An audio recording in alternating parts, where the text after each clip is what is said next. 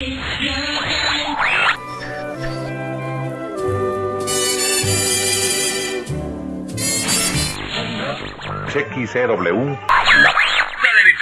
Radio Cosmos presenta Primera en el cuadrante y primera en su gusto. En líneas generales, la película me sofocó en el buen sentido, digamos. Me pareció bastante tortuosa, bastante angustiante, pero eso es bueno, digamos, que una película te genere tales sensaciones y te atrape de esa manera. Y yo creo que como te decía antes de que empecemos a grabar, nos muestra cómo el ser humano necesita al otro, necesita a este otro que si bien en líneas generales es hiriente, es perverso, es mentiroso, pero le hace falta, lo está llamando. Y vemos como el mundo ideal en sí, el mundo ideal, aislado y regido por un hombre, jamás va a ser ideal. O sea, es imposible que llegue a esta especie de pureza que concibe el gestor de todo esto, que es el padre, ¿no?, de los niños. Creo que las emociones finalmente son similares, que es una película bastante angustiante. Para las personas que no hayan visto la película, bueno, esta película está basada en un hecho de la vida real. Es la historia de Rafael Pérez Hernández, que era un tipo libre pensador que, por esta idea de que el mundo es perverso, de que el mundo solamente daña a los demás, que además los niños en este mundo perverso y oscuro solamente pueden degenerarse, encierra a su familia, a su esposa y a sus 6 hijos durante 18 años y les mantiene encerrados hasta que uno de ellos se decide y lanza, me parece que en un paquete lanza una carta en la que, bueno, pide ayuda y cuenta toda su historia. Ripstein generalmente siempre trabaja con este espacio cerrado, como igual habíamos comentado. Y frente a este otro canon, digamos, que podría ser de este cine mexicano del exterior, este cine mexicano que intenta buscar la emoción pura, además la belleza de los espacios, la belleza del mundo, aunque las historias sean crueles. En el caso de Ripstein nos encontramos ante un tipo que no le interesa eso, le interesa el mundo íntimo de los personajes, además le interesa lo oscuro que pueden llevar ciertos personajes y este tipo de perversiones que surgen en esos espacios. Sobre todo, una de las cosas que siempre, hasta por estos temas que he estado analizando, por estas nuevas lecturas, uno de los primeros temas que yo siempre encuentro en este tipo de películas, sobre todo en el caso de Ripstein, no solo esta, sino también en El Lugar Sin Límites, es la cuestión del deseo y el tratamiento del deseo dentro de las historias. En el caso particular de esta película, del Castillo de la Pureza, es, creo yo, el deseo el detonante de todo. No solamente del padre, por supuesto, que digamos es este tipo que está reprimiendo todos los impulsos, todos los impulsos carnales, está reprimiendo además todas estas pulsiones humanas que al final nos condicionan a todos, ¿no? Pero además entre los propios hermanos, por ejemplo, pensemos que la primera relación sexual, entre comillas, que ellos conocen es justamente una masturbación mutua, incestuosa entre los hermanos. Entonces, esa es una de las mayores emociones que a mí me ha movido viendo esta película, que, como bien dices, ya me veo segunda o tercera vez, que es justamente cómo este deseo es el detonante o cómo se detona dentro de un espacio tan aislado como puede ser este. Es decir, pensemos, por ejemplo, en familias igual de aisladas, no solamente en esta época, sino desde antes.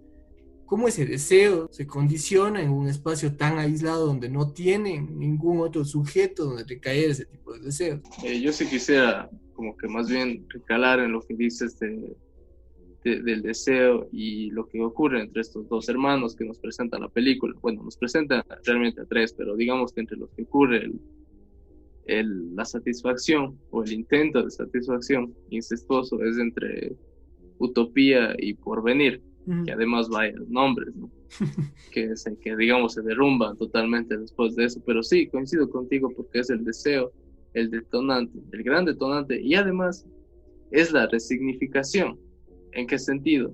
En que el incesto generalmente, digamos, vendría a ser la desgracia de una familia. En este caso, el incesto se resignifica como el amor prácticamente, como el alivio, es hasta digamos, un refugio dentro de todo ese régimen del terror que están viviendo ellos con su padre. Entonces, sí me parece interesante que Ripstein consigue que la película es tan tortuosa que algo tan, como digamos, incivilizado como el incesto, termina siendo la luz, digamos, y es lo que despierta la rebeldía en ellos, es lo que les hace ser conscientes de que quieren salir, que les hace ser conscientes de que realmente están atrapados, o sea, más que nunca, ¿ya? Entonces, sí, digamos que esta especie de amor que experimentan los hermanos es el único sentimiento genuino después del temor con el que viven de su padre. Claro. Entonces, me parece muy interesante cómo el incesto termina siendo eso, la esperanza.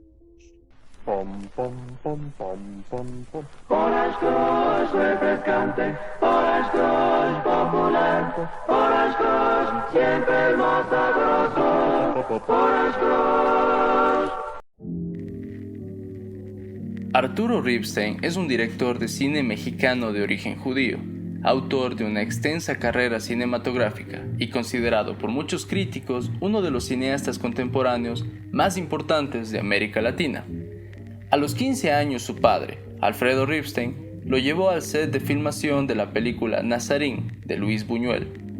Este descubrimiento fue para Ripstein la puerta de entrada al cine. El director mexicano desarrolló con Luis Buñuel una estrecha relación que influiría notablemente en su obra cinematográfica.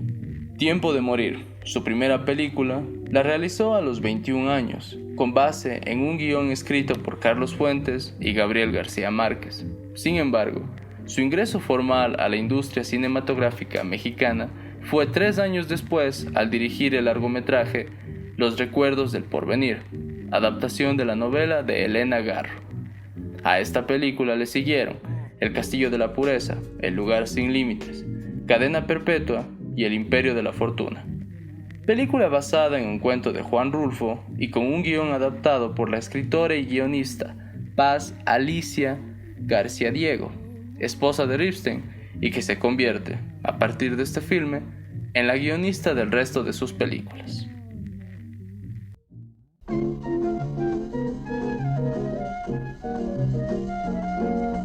¿La probó? ¿Qué espera? Pruébela y...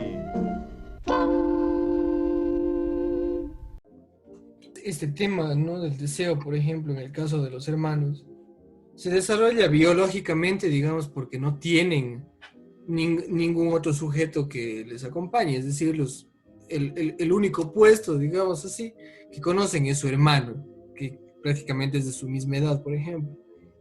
Y en el caso de los padres, que inclusive me parece que habría que analizar también el tema del deseo femenino. La esposa de Gabriel Lima, su sexualidad está prácticamente anulada, porque ni siquiera llega a ser el objeto de deseo de su esposo, porque su esposo inclusive rehuye de alguna forma de ella, y las pocas relaciones que vemos son de la manera más ambigua posible. Y en cambio el tipo sí da rienda suelta a sus deseos, por ejemplo con prostitutas, proponiéndole a una de las hijas de la señora que compra el raticida, igual le está proponiendo pues que tengan relaciones, ella dice que no. Entonces ese deseo prácticamente anulado sí se muestra como algo que no puede anularse, que es finalmente lo natural, creo yo.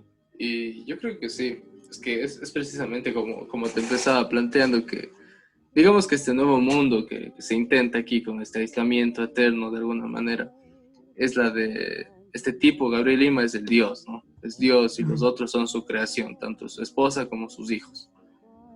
Y el tipo juega este rol de santo profeta, y sin embargo él mismo encarna la contradicción de ello.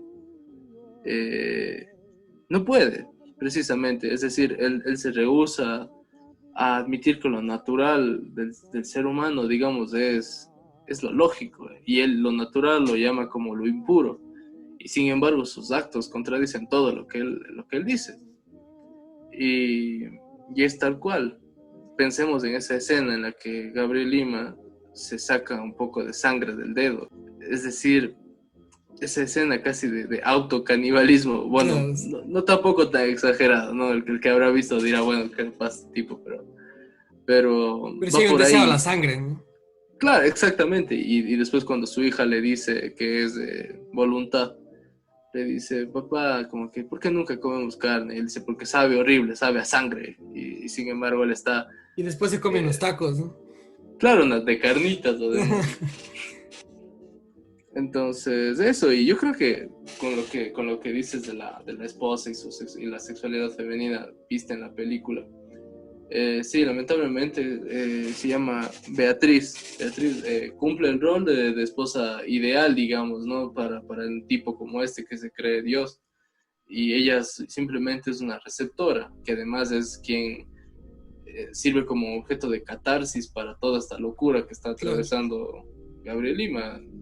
No tiene opinión, y sin embargo en las pocas veces, bueno, no habla pocas veces, pero lo que ella habla es muy significativo, porque una vez ocurrido el incesto, ella le dice a su esposo, eso iba a pasar. Claro. Que nunca le hablaste de eso, ¿no? Claro, pero es como que esperabas, y es como tú dices, o sea, dentro de un círculo así tan cerrado, que no se les hablan de eso, estos chicos solo seguían sus instintos.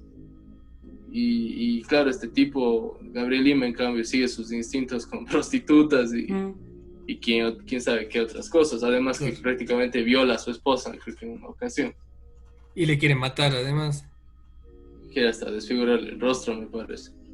O sea, y además que continuamente la imagen femenina en la película está vista como esta imagen del mal o la imagen del pecado. Es decir, después de que pasa esta escena del incesto, una de las cosas que se repite continuamente en Gabriel Lima es que las mujeres son las culpables de todo.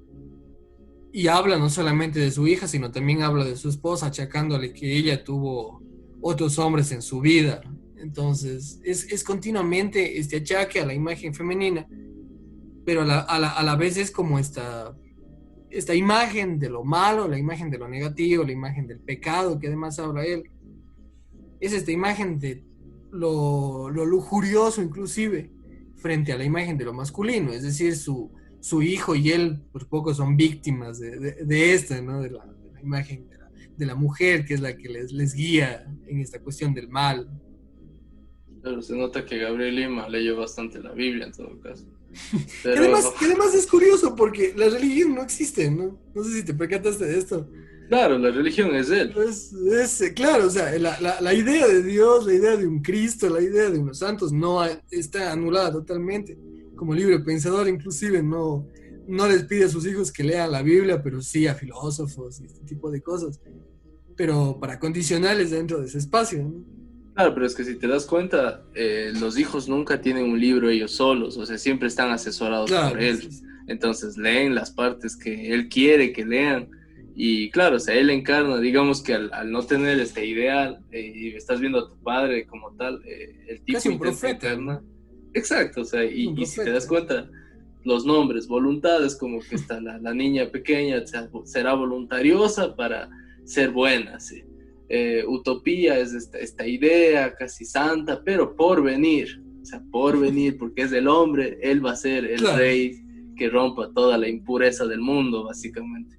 Claro, inclusive la idea cuando leen estos textos de Nostradamus, por ejemplo, los textos que están leyendo es precisamente esto, de los nuevos sujetos, de los sujetos limpios o puros, que vengan a destruir este mundo pecaminoso y a implantar la paz absoluta en el mundo. Claro, además es gracioso porque él dice, sí, ven, tenía razón, así estamos ahora, y es como... No, toda la historia del mundo siempre está así. La historia del mundo no fue color de rosa, ¿no? No, jamás. O sea, veamos que cuántos continentes fueron creados desde la muerte, la sangre y la violación, ¿no? Exacto. Básicamente. O sea, pensar en poblados. Pensar en ese pasado ideal generalmente es de los radicalismos, entonces, y el tipo como otro radicalista, pues generalmente está igual pensando así, ¿no? Claro. Bueno, yo quería como que retomar un poco lo que estabas mencionando sobre, digamos, esta figura erótica que representa a la mujer, más bien lujuriosa, que representa para el tipo que se considera a sí mismo santo. Y pensemos en lo que le pasa a Utopía, cuando un colega, digamos así, de Gabriel Lima, como que está coqueteando con ella, y la chica no hace más que responder un par de cosas. Y claro, el tipo, como es este tipo que no tiene poder sobre el mundo, sino solo sobre sus hijos, se ensaña con su hija y le dice, eres una coqueta. ¿Y qué es lo que hacen? Es el peor castigo a la belleza, digamos, Claro. así que es intentar rapar a su hija, es intentar cortarle el cabello, que es la... Sí, o sea, es esa belleza básicamente, y me recuerdo mucho a lo que pasa en las Troyanas de Eurípides, que cuando quieren castigar a una mujer y ponerla como esclava, o sea, quitarle, digamos, su posición de reina y degradarla a esclava, lo que hacen es raparla directamente, porque ella no es digna de portar una cabellera. Entonces, esto es lo que estaba intentando hacer este tipo con su hija, que en realidad no hizo nada. Entonces, Que además claro, es lo que hacen inclusive en ciertas religiones de Oriente, ¿no? Pensemos además, que la imagen del cabello es la imagen de lo bello, de lo joven, el cabello negro y esas cosas. Y tapar el cabello, pues es dejar de lado esa belleza, entonces para dar paso solamente a la imagen del rostro, que es lo que deben ver el mundo, y el cabello que solamente debe ver su esposo. Entonces, en este caso es igual, como dices, castigo a la belleza, que además ni siquiera como bien aclaras, finalmente ella no hizo más que responderle de la manera más seca posible, porque además bien se ve que tiene miedo al tipo pero su padre le ve como un símbolo de coquetería. además que este tipo es como de su mismo padre. Totalmente. Quizás se vio reflejado en él también. Me llamó bastante la atención, digamos así. El sentido de, claro, como te decía antes de empezar a grabar, de cómo habla de que no, es que ellos viven felices, según Gabriel Lima, sus hijos, su esposa son felices, con ritmos de trabajo, con uniformes, sin poder jugar tranquilos, con tiempos de descanso. Es decir, ¿qué entraría en el concepto de felicidad, digamos así? O sea, según vos, ¿cuál sería la felicidad para Gabriel Lima? ¿O el por qué ve que sus hijos son felices? Oye, con todo lo que dijiste, justamente pensaba en estas ideas de las dictaduras, sobre todo ahora, por ejemplo, en el caso de Corea del Norte, que generalmente se vende la imagen del país de la gente feliz, que exactamente viven igual, digamos, o sea, están controlados, tienen un régimen, tienen uniformes, etc. Y una de las cosas que precisamente se plantea ahí es esto, que viven felices porque no conocen al mundo exterior. Es decir, viven felices porque no conocen a esta imagen perversa que representa el otro, que representa el caso de la lujuria, el caso del deseo, la carne y este tipo de cosas. Para Gabriel Lima, lo que representan sus hijos sobre todo es esta imagen falsa de la pureza. Y yo creo que sobre todo el repetirse continuamente que ellos son felices, es decir, que ellos pueden manejarse a la voluntad de él. Y además que yo creo que es muy difícil, digamos, seguirle la corriente a Gabriel Lima. O sea, tú como espectador y, digamos, generalmente pesimista con el sentido de varias cosas, y ves que este tipo habla de cómo el rey de la pureza vendrá a romper todas las perversiones, y es como te das cuenta que el personaje está realmente enajenado cuando no se detiene a pensar en que cómo un ser enclaustrado como su hijo por venir va a cambiar el mundo que no conoce. O sea, primero que nada, una persona no va a cambiar el mundo, y segundo, el que piensa que el mundo es esa casa gigante que termina siendo un personaje también, ¿cómo él va a hacer algo en ese mundo del cual solo ha escuchado ciertos rumores? Antes de eso estábamos hablando, bueno, de estas dos frases, en el caso de Sartre, por ejemplo, del infierno son nosotros. Y por tanto, esta imagen del mal finalmente son nosotros. Para el caso de Lima creo que es tal cual. Pero a la vez, lo que decíamos con esta cita de Rimbaud, yo soy el otro, y yo me reflejo en el otro, y a la vez soy lo que son los otros. Exacto, es decir, la imagen del santo. La imagen del santo en la religión siempre está vista como esta imagen del sujeto aislado, del sujeto que vive lejos de la sociedad, que vive contrario a las normas de la sociedad. Pensemos inclusive en el caso de este ermitaño que sale en Los Hermanos Karamazov, un ermitaño que se llama Zósima, y es la imagen de la beatitud absoluta, la imagen de lo santo, la imagen de lo puro, y es el ermitaño que vive alejado de los demás, que vive en un bosque, que no tiene contacto con los seres humanos. Pero si no tiene contacto con los seres humanos, si no conoce cómo viven en sociedad, si no conoce qué es lo que están haciendo los otros, ¿cómo él puede ser un santo? Es decir, ¿cómo puede conocer a los demás? ¿Cómo puede conocer su vida y cómo puede sanarles si no es parte de esa sociedad? Claro, cómo puede atestiguar, digamos, las debilidades de la carne, supongamos. Exacto. Y vemos que este personaje mismo, el de Gabriel Lima, de alguna manera es consciente de dichas debilidades porque él las tiene. Y cuando vemos, por ejemplo, que está durmiendo y de la nada se despierta gritando, como que con pesadillas, el tipo sabía que sus hijos en algún punto iban a hacer lo que hicieron. Y claro, en el momento en el que ya no están en sus camas, el tipo desfallece porque su pesadilla se está tornando cierta. Entonces, es precisamente porque él conoce las debilidades de la carne. Que es como una especie de panóptico esa casa, además. O sea, todo está orientado hacia un centro. Y todo puedes mirar desde ese centro a los demás, todo puedes observar. Entonces, inclusive, ¿no? Con esta cuestión de este sonido que hacen estas latas en el momento en el que se abre la puerta, en el momento en el que se cierra, que alerta de que alguien está entrando, de que alguien está saliendo, pero además para que él salga. Es como de alguna forma mostrar que está saliendo este líder de la casa, casi esta especie, como tú dices, este Dios, y nuevamente entra él, que inclusive cuando piensa que uno de sus hijos le quitó el esfero, empieza ya a volverse loco. Sí, además que es el único, digamos, que tiene el derecho a tener cosas privadas, ¿eh? Uh-huh. Porque, o sea, si nos damos cuenta, la casa en sí es un simulacro. Es decir, hay un simulacro de que ellos tienen privacidad, ellos tienen espacios divididos, y no es así. El tipo controla cada movimiento que haces, e inclusive estas presiones que tiene para ellos, ¿no? Como personalizadas, así. Tal vez ese sea el único espacio realmente como que privado de ellos cuando están ahí encerrados, como para pensar, digamos, pero es que te da cuenta del tipo este que tiene como esta especie de ¿cuál es la palabra cuando en la religión católica no mueres y te quedas atrapado en el limbo? O sea, sí, no es en el limbo. No, en el purgatorio. Es el purgatorio, o sea, mueres y más bien antes de irte al cielo estás en el purgatorio. ¿Ya? Así básicamente es esto, ¿no? O sea, el tipo tiene como que el infierno, que es como que cuando ya te golpea, yo qué sé. El purgatorio, estás ahí esperando a que te perdone Dios y después ya puedes volver a subir. Así, es bastante cómico. Les condiciona totalmente a esta especie de recompensa y castigo continuo, ¿no?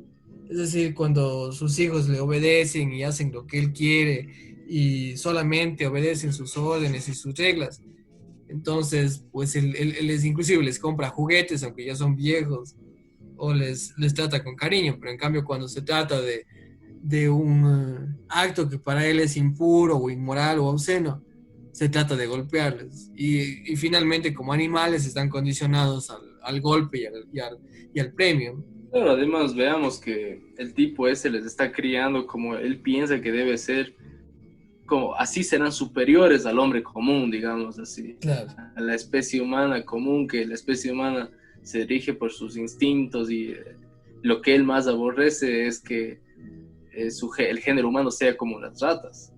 Y yo creo que la gran metáfora de Ripstein es decir, sí, somos como ratas, efectivamente. Compás con todo su sabor, un cigarrillo que es de valor. Si lo que busca usted, señor, es un mejor sabor, debe de fumar usted Compás. Compás con todo su sabor, un cigarrillo con tabaco mejor. Con el caso de Rafael Pérez Hernández, cuyo sensacionalismo llenó los periódicos de la época, Luis Espota escribió una novela y una obra de teatro que la actriz Dolores del Río pretendió adaptar al cine bajo la dirección de Luis Buñuel. El director español, no obstante, estaba ocupado con otros proyectos, así que se dio la dirección a Arturo Ripstein. Del Río no quiso contar con la participación de Claudio Brock, quien interpretó a Gabriel Lima en el filme. Por consiguiente, Ripstein se cerró a las peticiones de Del Río para cambiar de elenco, despidió a toda la producción y continuó el proyecto de manera independiente.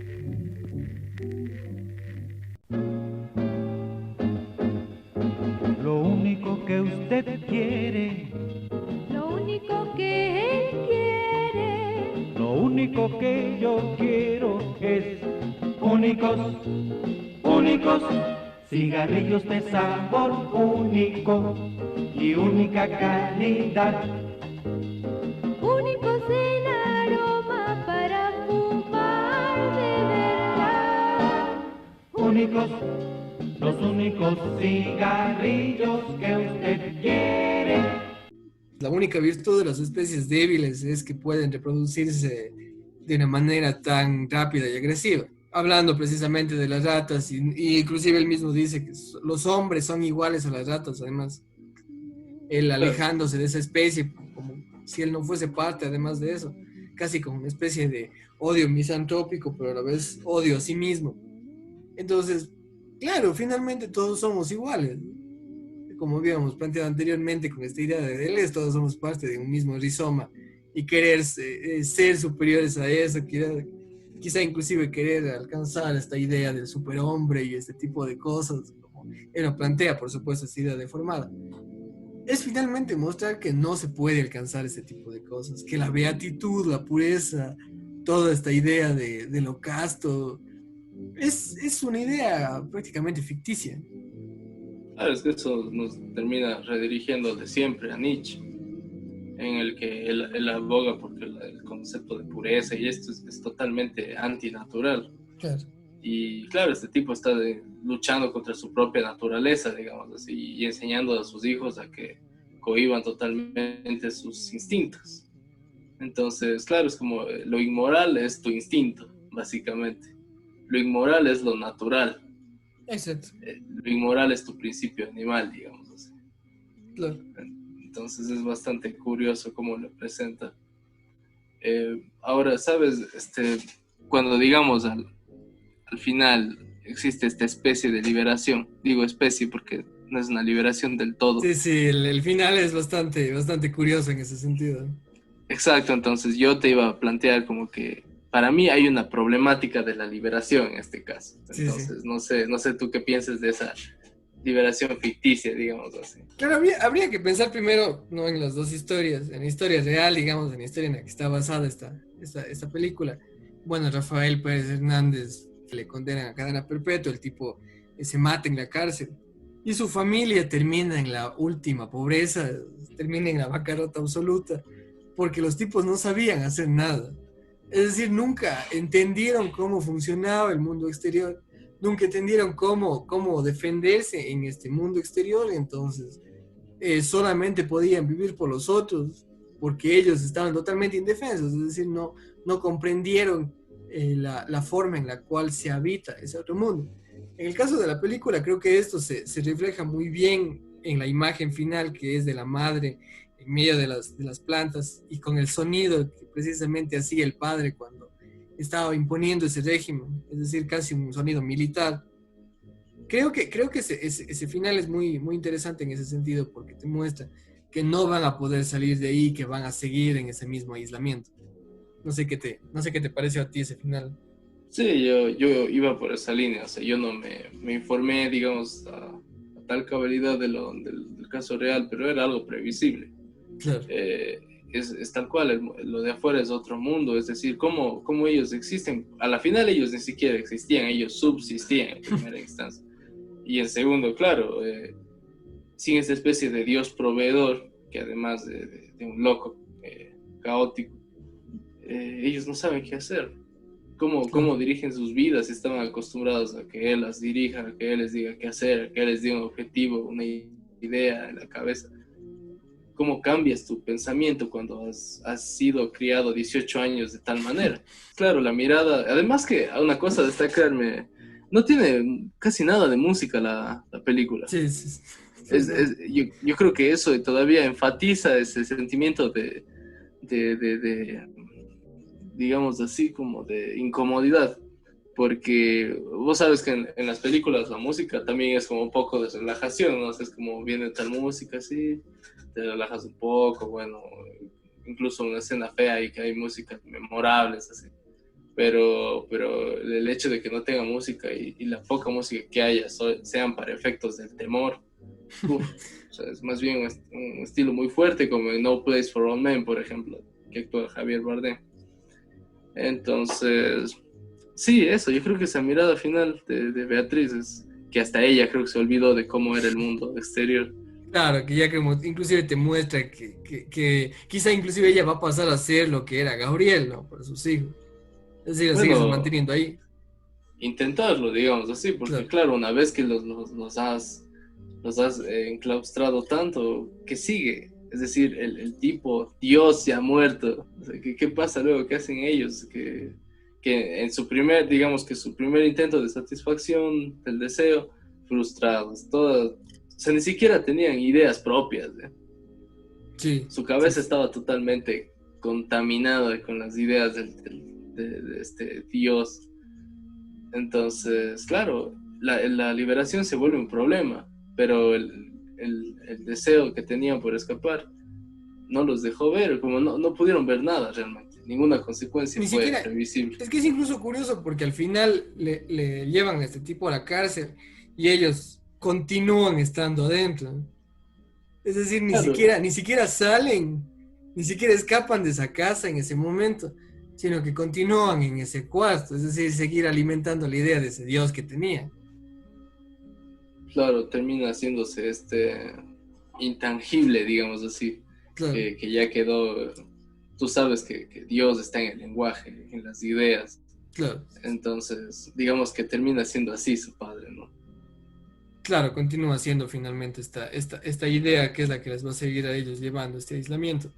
Ya sus ideas están tan implantadas en su cabeza que creo que incluso es imposible salir de ahí.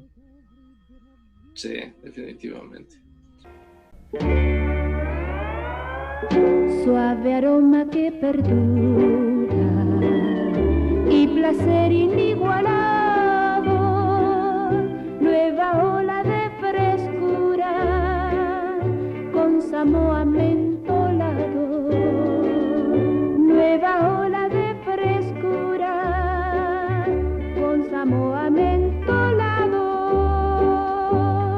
Samoa mentolado, doble placer, buen tabaco y mentol. El director de iluminación, Alex Phillips, se tardaba 1 hora y media en preparar técnicamente cada plano. Dichos planos estaban inspirados en las pinturas de Rembrandt. De hecho, la iluminación intensifica la sensación de encierro que transmiten las obras del pintor neerlandés.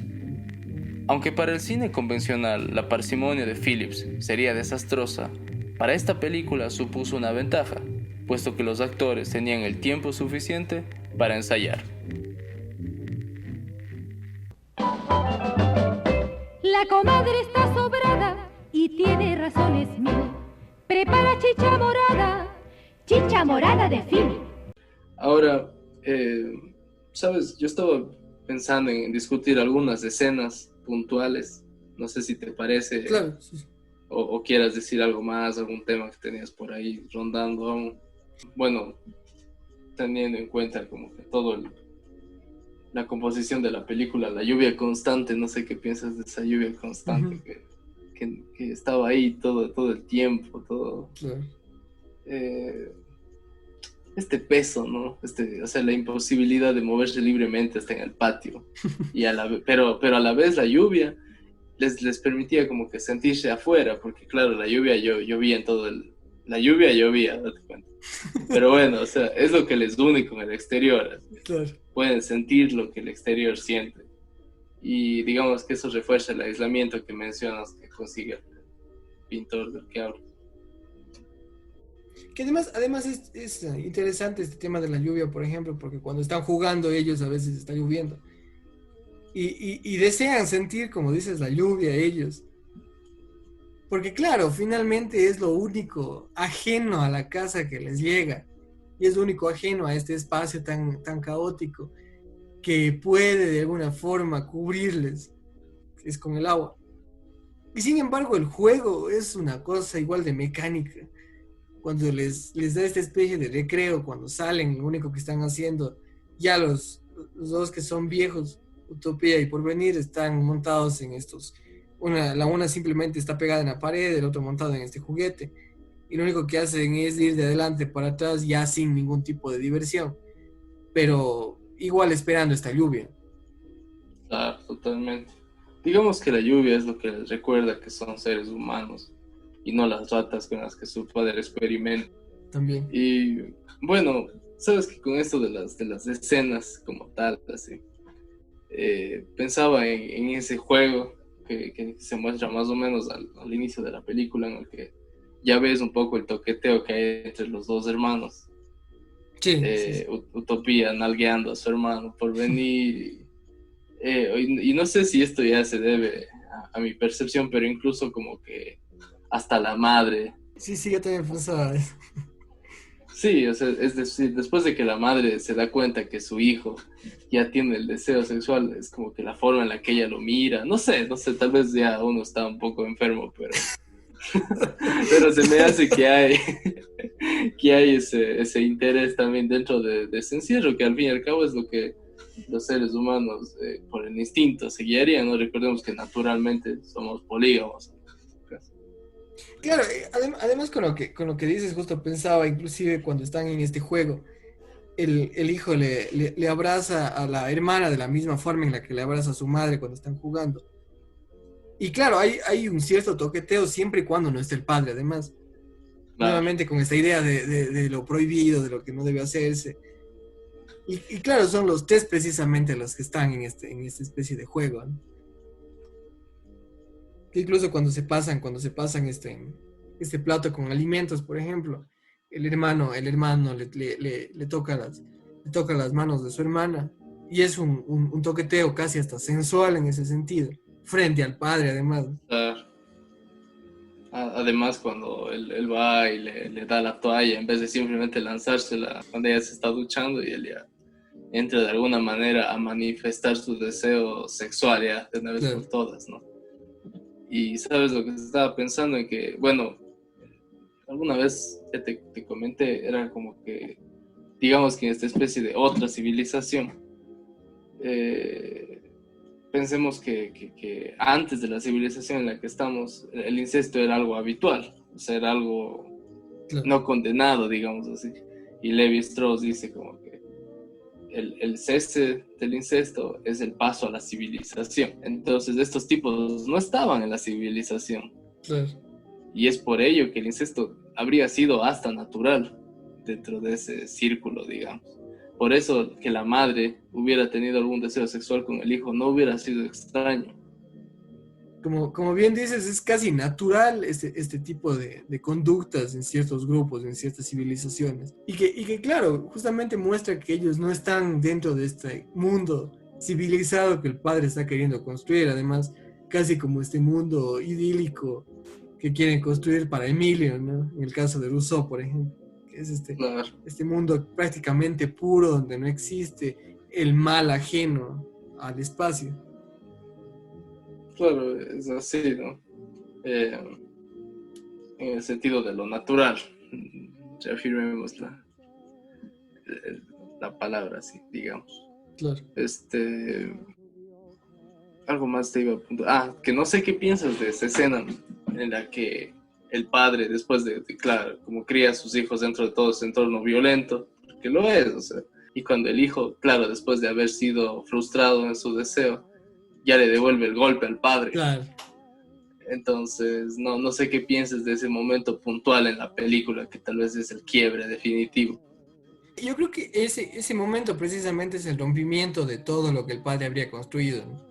Y que luego, me parece que es luego, no estoy seguro, cuando dice, todos están en contra de mí o todos están conspirando contra mí.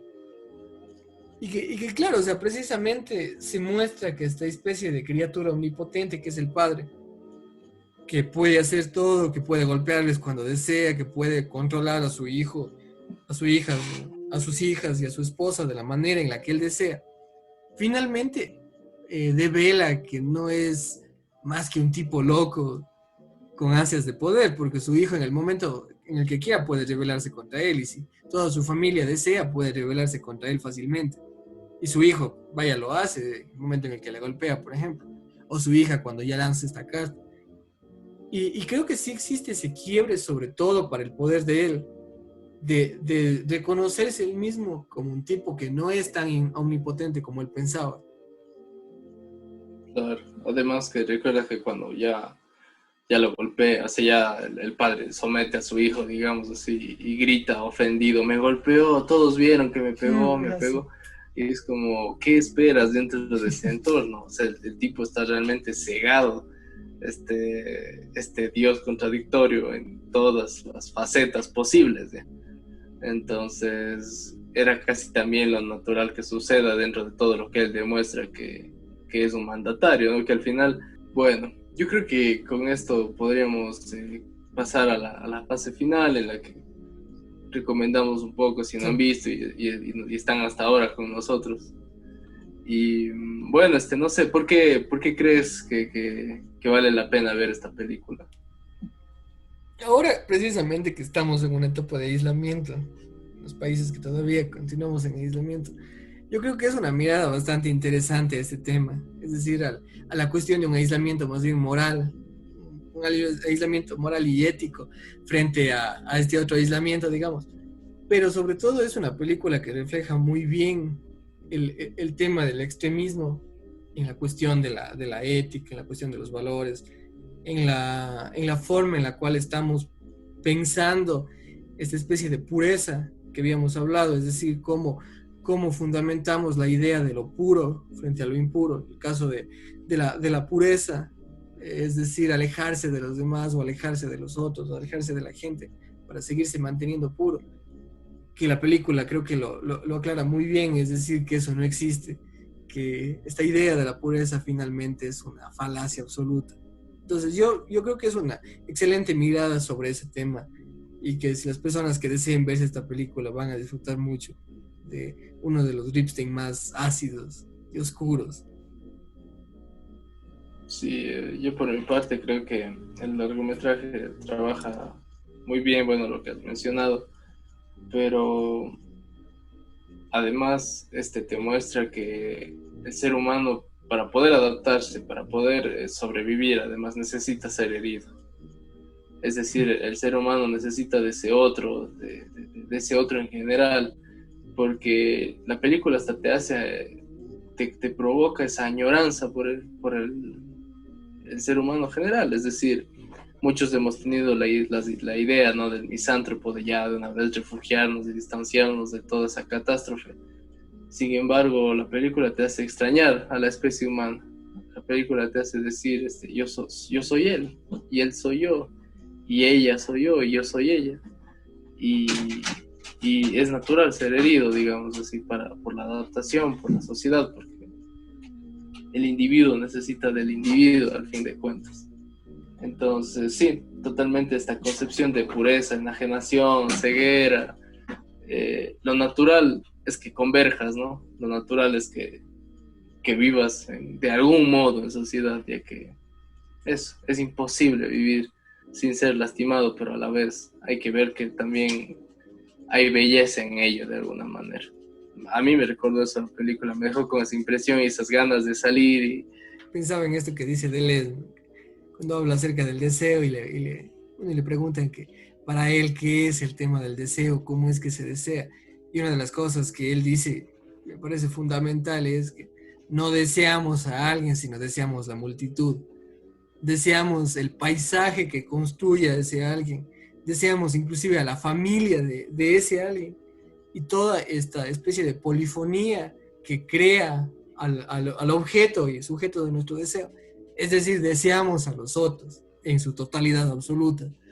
No solamente a uno o no a nadie, sino en general. Estamos deseando continuamente. Y como bien dices, aislarse creo que es lo que nos ha mostrado esta película, que es una falacia absoluta. Realmente, no sé, es como que cada vez que pienses en tu misantropía, creo que hay que pensar en esta película. Totalmente. Imagínate, o sea, hasta añora, bueno, al menos los personajes añoran hasta sacar la basura, ¿no? O sea, intenta sacar la basura para tener ese contacto, porque digamos que el individuo sin contacto de alguna manera se priva de varias cosas también. Claro. Pero bueno, yo creo que llegado a este punto, más bien hemos decidido esta vez calificar esta película por paquetes de raticida. 5 paquetes de raticidas van para esta película, que personalmente considero una de las mejores de Ripstein. Si no se han visto también El lugar sin límites, vean esa película, que es igual de buena y que también tiene 5 paquetes de raticidas, así que 5. 5 paquetes de bastante muerte, digamos así.